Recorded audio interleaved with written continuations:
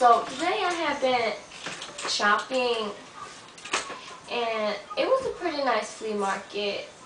You know, they had some cute shit. You know, so I have decided to buy this orange outfit that would match my new lime green purse.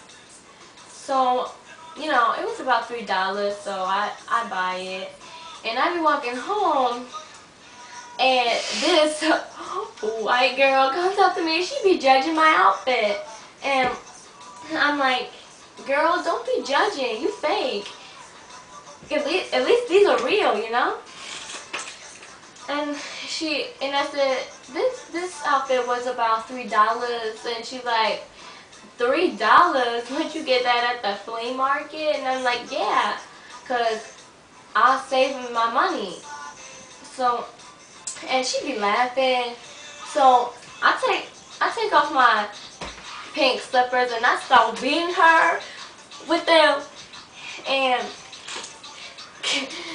that hoe be running home crying. That was so funny. I told her, anyways, I gotta go because my taquitos, yeah, they be in the oven and they smell like they be burning. Oh shit, they be on fire now.